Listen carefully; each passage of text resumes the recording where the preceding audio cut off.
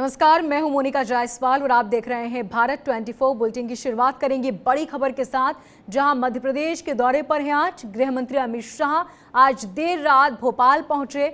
आपको बता दें कि सीएम शिवराज सिंह चौहान और गृह मंत्री नरोत्तम मिश्रा ने अमित शाह का एयरपोर्ट पर भव्य स्वागत किया। आपको बता दें कि आज कई कार्यक्रमों में अमित शाह को शामिल होना है और इसी के साथ एक मीटिंग आयोजित की जाएगी जिसमें उत्तराखंड के सीएम और यूपी के सीएम भी शामिल होंगे और साथ ही होंगे मध्य प्रदेश के सीएम शिवराज सिंह चौहान। ये तस्वीरें उस वक्त की जब देर रात गृह मंत्री अमित शाह मध्य प्रदेश पहुंचे और भोपाल एयरपोर्ट पर सीएम शिवराज सिंह चौहान और नरोत्तम मिश्रा ने उनका भव्य स्वागत किया। देर रात की तस्वीरें जब गृह मंत्री अमित शाह भोपाल एयरपोर्ट पर पहुंचे थे, जहां पर उन्हें रिसीव करने सीएम शिवराज सिंह चौहान और मध्य प्रदेश के गृह मंत्री नरोत्तम मिश्रा पहुंचे थे। आपको बता दें कि आज कई कार्यक्रमों में शामिल होंगे अमित शाह और साथ ही एक मीटिंग में शामिल होना है उन्हें। इस मीटिंग में न सिर्फ मध्य प्रदेश बल्कि कई अन्य राज्यों के सीएम भी शामिल होंगे। इसके साथ ही इंटर स्टेट काउंसिलिंग की बैठक होगी। फॉरेंसिक साइंस यूनिवर्सिटी का भूमि पूजन किया जाएगा और पुलिस आवासों का लोकार्पण भी होगा। नई शिक्षा नीति पर व्याख्यान किया जाएगा। ये बड़ी जानकारी। सीएम हाउस में डिनर करेंगे गृह मंत्री अमित शाह। इसके साथ ही इंटर स्टेट काउंसिलिंग की एक बैठक में हिस्सा लेंगे। फॉरेंसिक साइंस यूनिवर्सिटी का भूमि पूजन करेंगे। चलिए अब आपको बताते हैं कि आखिर क्या है मध्य प्रदेश और मध्य क्षेत्रीय परिषद की बैठक और इसमें अमित शाह के अलावा और वो कौन कौन से प्रमुख चेहरे होंगे जो शामिल होने हैं। मध्य क्षेत्रीय परिषद की बैठक होगी। छत्तीसगढ़ के सीएम भी इस बैठक में हिस्सा लेंगे।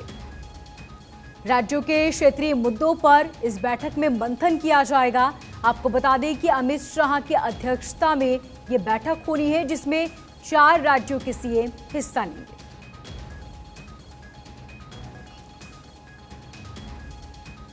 ज्यादा जानकारी के लिए हमारे संवाददाता अखिलेश सोलंकी फोन लाइन पर बने हुए हैं। अखिलेश, इस बैठक का उद्देश्य क्या है और आज क्या क्या कार्यक्रम होने हैं अमित शाह के? देखिए, अगर हम बात करें मध्य क्षेत्रीय जो बैठक है उसकी, स्टेट काउंसिल की जो बैठक है ये लगातार होती है और मध्य प्रदेश में ये तकरीबन 17 साल बाद इंटर स्टेट काउंसिल की बैठक हो रही है।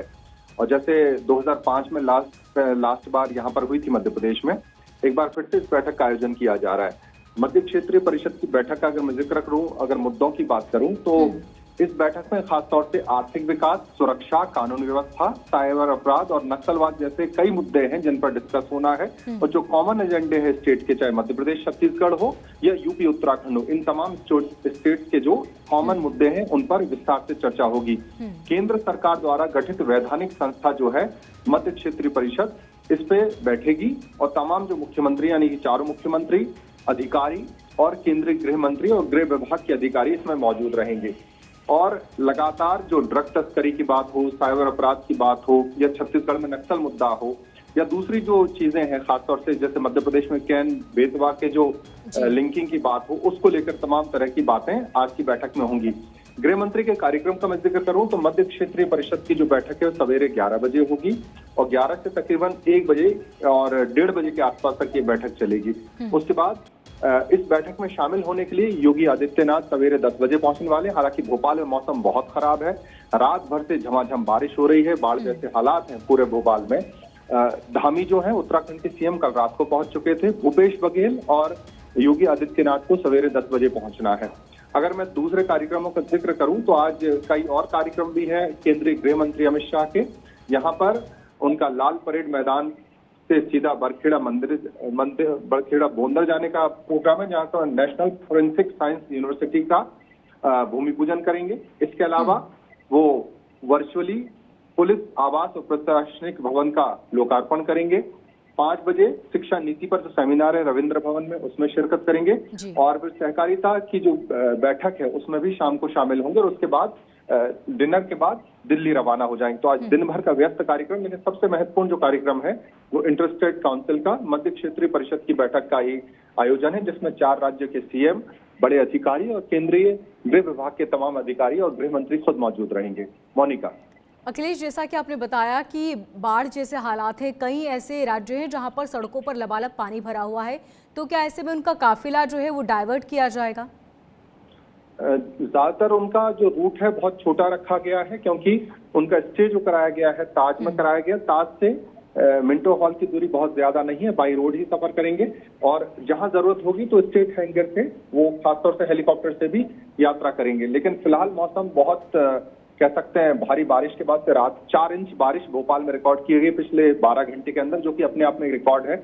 और मौसम के साथ साथ कार्यक्रम होगा, लेकिन कार्यक्रम को लेकर तमाम तैयारियां की गई हैं। हमने जैसे आपने तस्वीरें देखी होंगी, जब रिसीव करने गए थे सीएम रात को, उस वक्त भी बहुत बारिश हो रही थी। तमाम पूरे कैबिनेट के साथ ही मध्य प्रदेश के और स्वागत के लिए पहुंचे थे, तब भी झमाझम बारिश हो रही थी।